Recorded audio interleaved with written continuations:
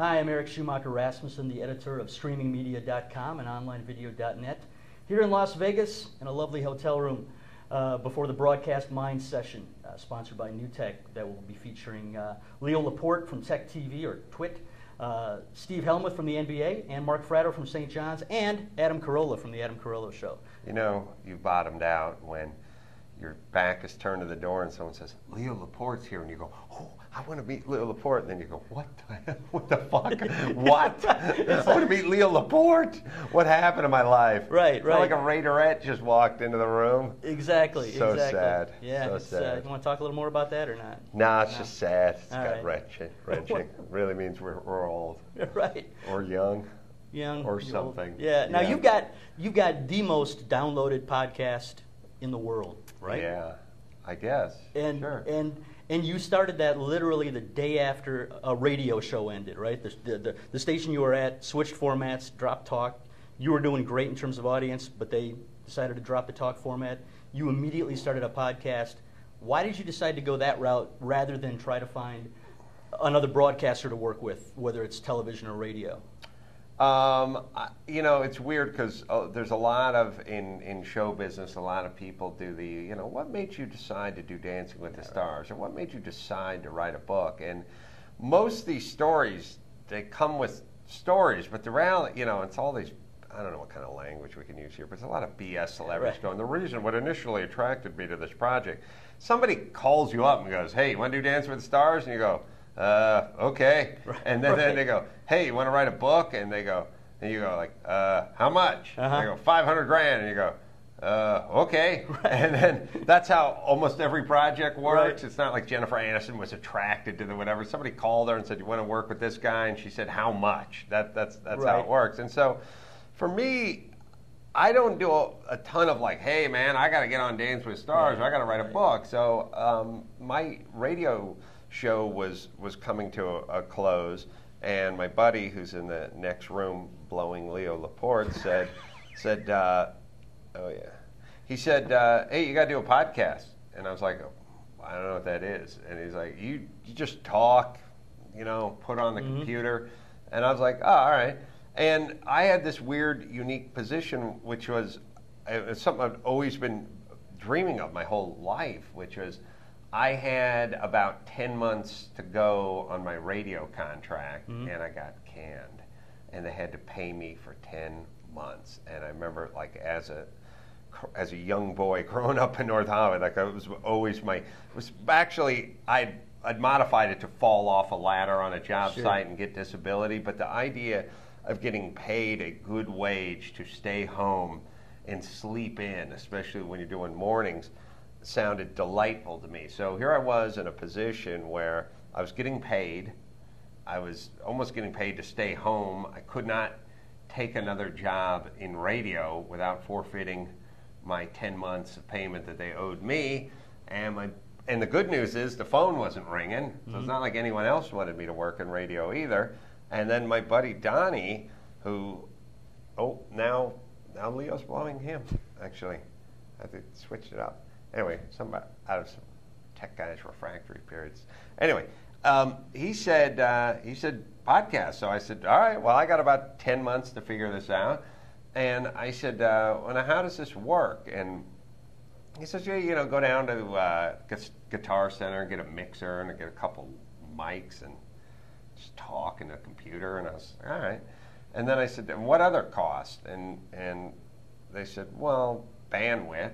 You know, and I said, well, how much is bandwidth? And they said, well, it's like, I don't know, $900, $800 a month or something like that, I guess, something like that. And I said, all right, I guess I could pay that. I'm getting paid, staying home.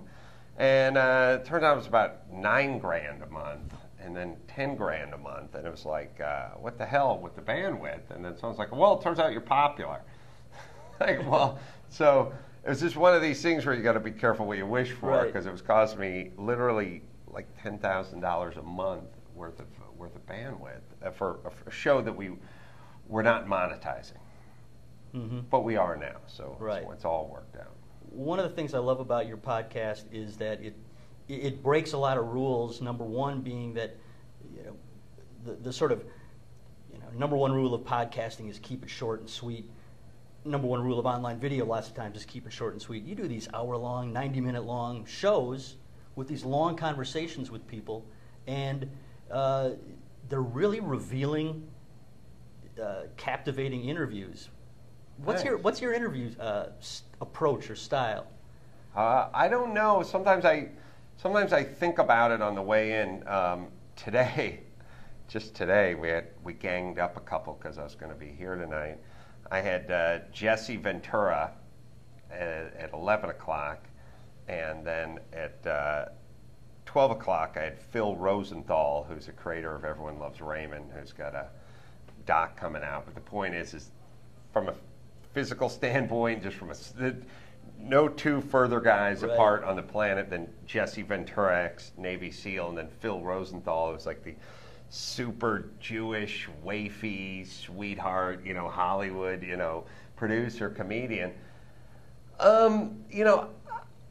I do think sometimes, well, you should prepare. Like you should do something. And I always, one thing I will do, and I always do, and most people don't do this, which is if somebody says, Phil's coming on to talk about his documentary, here's his documentary, I will watch it that night, soup to nuts, because I want to talk about it, and I don't want to skim over it. I don't want to pretend.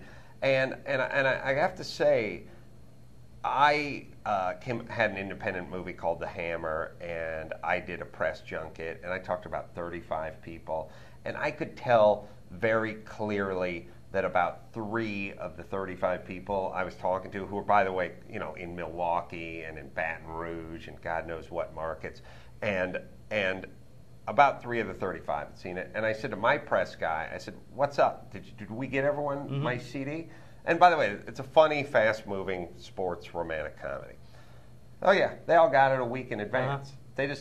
It's easier just to read the cliff notes and kind of skim over things, and you can tell when they haven't seen it versus when they've seen it. I think it's wildly disrespectful. So if somebody, the first thing is whatever product you're going to be discussing, please do that person, show them their due respect by at least watching that product. And on my end, I was just sitting home last night watching Morgan Spurlock's latest documentary. He'll come in next week. I will have seen his 85-minute entertaining documentary, and so be it. I'm not going to the dentist. The other thing is, I don't preload anything. I just listen, and there's a difference between loading and listening. And meaning, if you have a list, wait a minute. If you have a list, nothing on there. If you have a list of questions you're asking, 1 through 10, and you're on number 6, and the person is answering number 6, well, what are you doing? You're looking down at number 7, and you're sort of basically doing a thing where it's like you're almost tuning out. Like, wait for this person to finish answering question number 6, and then I'll chamber question, and now I'll fire question number 7. Don't do that. Just sit there. And when you're talking to the person, you just ask the questions like when Sammy Hagar goes, "I had Cabo Wabo tequila and I recently sold it." You go, "Oh, how much? What'd you get?" You don't. That's not written on a piece of paper. That's as a human being. If Sammy told me he sold anything, but especially his tequila, I want to know how much. So if you just sort of sit there as a listener, rather than as an interviewer, and think to yourself, I want to know. Or sometimes they'll say stuff like, "Yeah, well, my dad was in the military and we moved around." "Oh, what did he do?" "Oh, he was a Marine." "Really? What were?" "Oh, it was actually in World War II. It was involved with Normandy invasion." Like, before you know it, you're onto something. But so it's like, you have to be interested. You can't just gloss by. He was in the Marines. You can't just gloss by. I sold my Cabo Wabo tequila. Oh, good for you. Question number 8. No, stop and talk about it. Yeah, absolutely. And then $100 million. Now we're on to another question. Did you ever think when you were starting a tequila company, or hell no, I was just doing it for fun. So it's like, if you load up you'll screw yourself. Mm-hmm. If you walk into it with, what's this guy's last name and what's the name of his documentary or movie, you'll screw yourself. What you should do is go, here's this guy's documentary, or here's this guy's movie or book or whatever it is. Let me familiarize myself Mm-hmm. with it. Let me learn a few big beats about the person, and now throw away the piece of paper and let's just have a conversation. Right. So when you started the podcast, did you ever envision it would get this big? No, I didn't know. I didn't know what a podcast was. I didn't know what big was or small was. I didn't know who did what, you know, with a computer. I was just going into it with not low expectations, but no expectations. Mm-hmm. And there's a difference. Like, low expectations means you assume you're going to get a C- on your test. No expectations is not I'm going to get an F. It's I have no idea.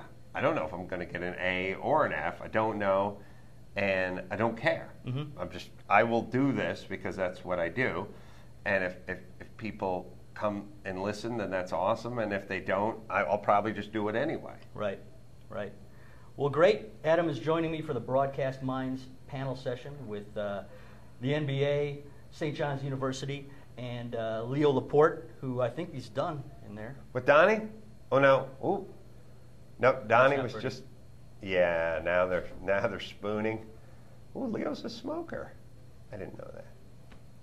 Thank you, Adam. Be sure to watch Broadcast Minds on streamingmedia.com.